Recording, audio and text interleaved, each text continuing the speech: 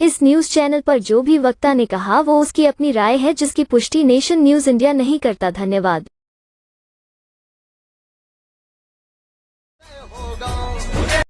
Nation news India channel में आपका हार्दिक स्वागत है। आज हैं हम संयुक्त शिक्षक मंच के कार्यालय के अंदर, जिन्होंने बड़े पैमाने पर काम किया है, टीचरों का और वेलफेयर का भी बहुत बड़े पैमाने पर काम किया है। आप जानते हो साथियों, एक जीवन में एक शब्द का बड़े पैमाने पर इस्तेमाल होता है और वो शब्द है चुनाव। चुनाव चुनाव। यदि आप ऑफिस को जा रहे हो तो आप अपने कपड़ों का चुनाव करेंगे, आप घर में खाना खा रहे हैं तो सब्जी का चुनाव करेंगे, आप कहीं जा रहे हैं तो गाड़ी का चुनाव करेंगे। इसी तरीके से दिल्ली के अंदर GSTA का चुनाव होने जा रहा है।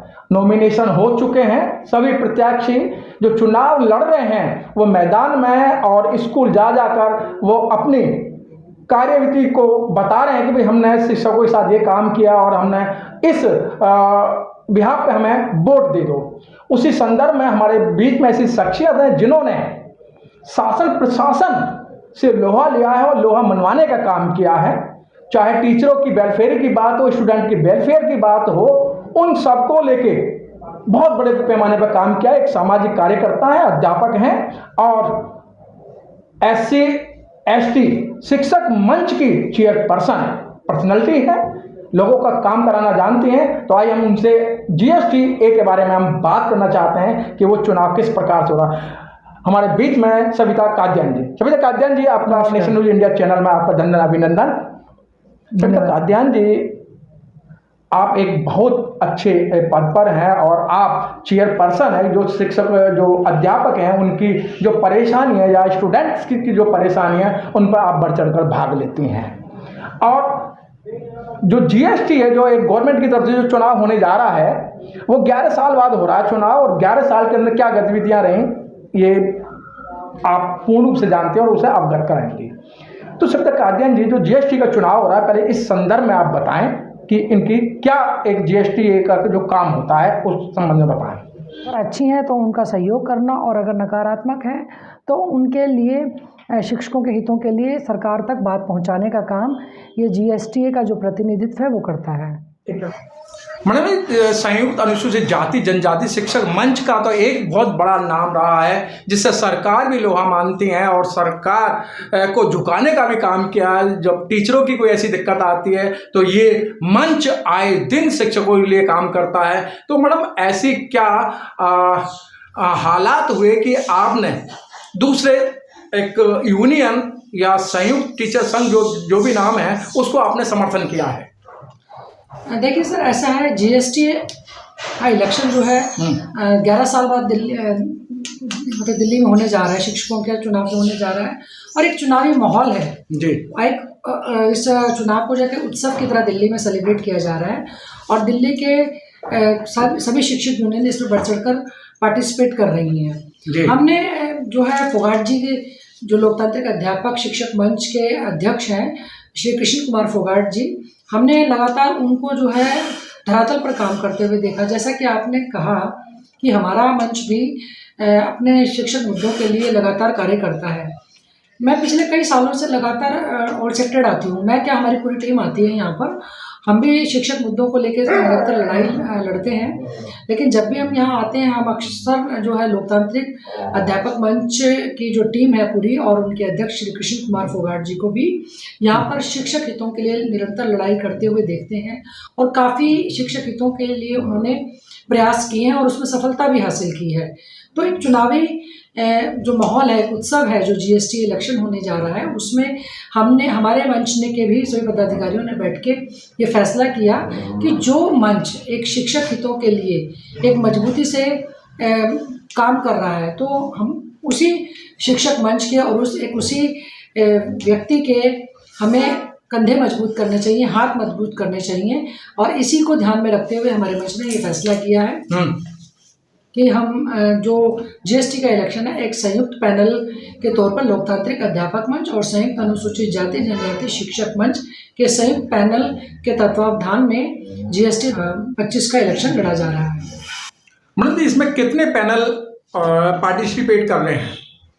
सर इसमें 4 पैनल तो हैं और 2 पैनल और हैं जिनके आधे आधे ही कह सकते हैं उसको हम। 4 पूरे पैनल हैं और 2 नए पैनल अभी इजाद हुए हैं चुनावी माहौल में बरसाती मेंढक की तरह। लोकतांत्रिक अध्यापक मंच को और श्री कृष्ण कुमार फोगाट और उनकी टीम को हम लगातार धरातल पर काम करते हुए देख रहे हैं।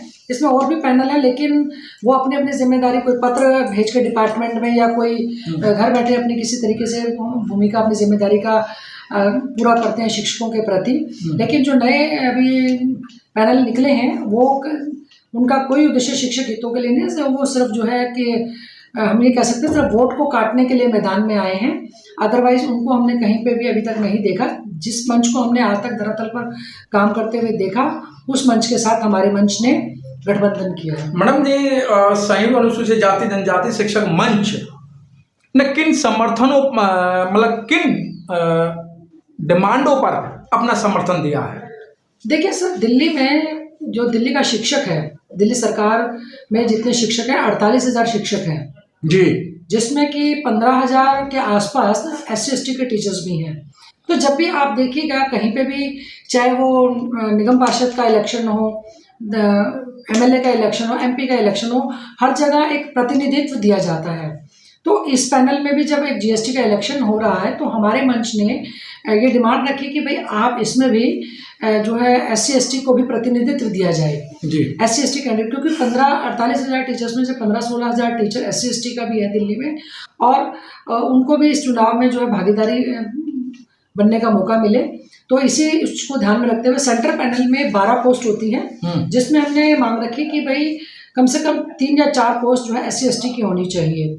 और 15 डिस्ट्रिक्ट हैं हमारे, 15 डिस्ट्रिक्ट में भी हमने 5 डिस्ट्रिक्ट सेक्रेटरी के लिए और हर जो डिस्ट्रिक्ट में जितने भी जोन होते हैं, किसी में 2 जोन है, किसी में 3 जोन है, हर जोन में भी जो है एक एग्जीक्यूटिव मेंबर होना चाहिए।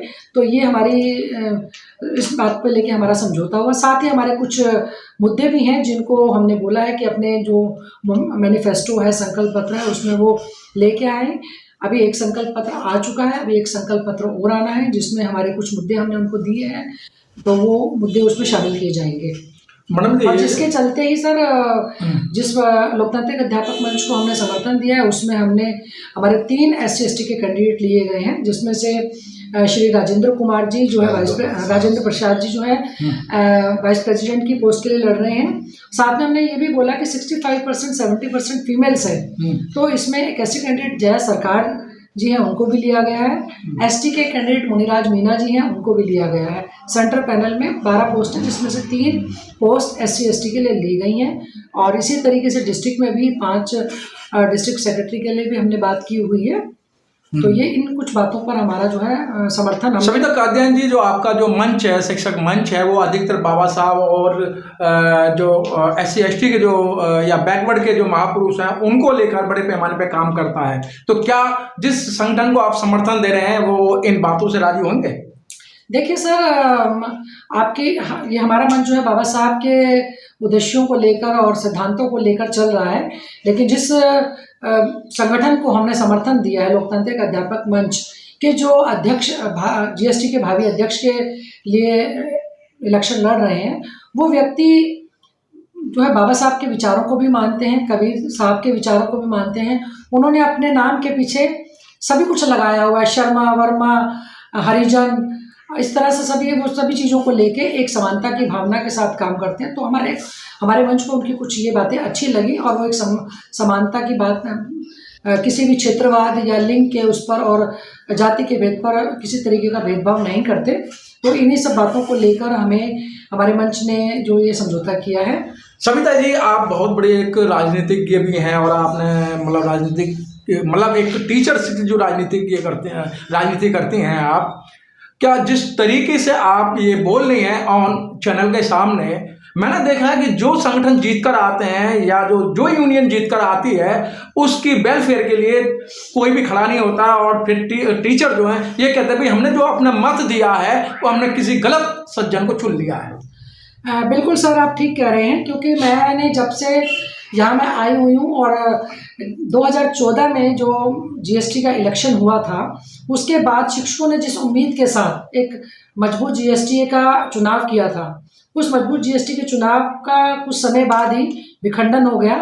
विखंडन होने से कोई भी जैसे कुछ सदस्य दूसरे संगठन में चले गए, जो जनरल सेक्रेटरी थे वो दूसरे, उन्होंने अपना एक अलग संगठन तैयार कर लिया, कुछ सदस्य किसी दूसरे संगठन में चले गए। और जो वर्तमान में लोकतांत्रिक, अब काफ़ी टीचर्स ये बोलते हैं कि लोकतांत्रिक अध्यापक मंच जो है 2014 में भी जीत कर आया था, लेकिन मैं आपको ये बताना चाह दूँ, यहाँ इस चैनल के माध्यम से बताना चाहती हूँ कि 2014 में लोकतांत्रिक अध्यापक मंच जीत कर आया था, लेकिन जीएसटी में जो है उस समय श्री कृष्ण फोगाट जी नहीं थे। श्री कृष्ण फोगाट जी जो है एज ए मेंबर के तौर पर उन्होंने इलेक्शन फाइट किया था और एक इलेक्टेड जीते थे। उस समय जो जीएसटी में जो टीम जीत कर आई थी, जो टीम जीत के आई थी, वो कुछ समय बाद विखंडित हो गई थी, और विखंडन होने के बाद कुछ सदस्य अलग टीम में, संगठन में चले गए, और कुछ तो उसके बाद जो मतलब मेरा एक अहम क्वेश्चन कि जो ये चुनाव होने जा रहा है, ये बैलेट पेपर से होगा या ये वोटिंग मशीन से होगा?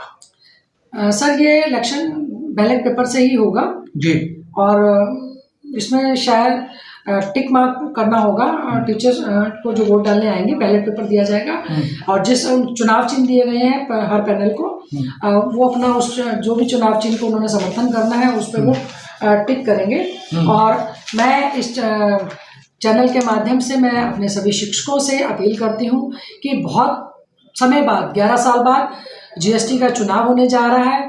इस बार वो गलती मत करना जो पहले गलती हुई। इस बार एक मजबूत सशक्त जीएसटी का चुनाव करना है, और जिस पैनल ने, जिस मंच ने धरातल पर आप लोगों के लिए काम किया है, और उसी मंच को आपने चुनना है। लोकतांत्रिक अध्यापक मंच के साथ संयुक्त अनुसूचित जाति जनजाति शिक्षक मंच ने संयुक्त पैनल के तौर पर अपने उम्मीदवारों की घोषणा की है, और उनका चुनाव चिन्ह है ब्लैक बोर्ड। तो सभी शिक्षकों से मेरी अपील है कि आने वाली आगामी 10 दिसंबर को अपना बहुमूल्य मत सिर्फ ब्लैक बोर्ड को दीजिए और एक सशक्त जीएसटी का चुनाव कीजिए। धन्यवाद। बहुत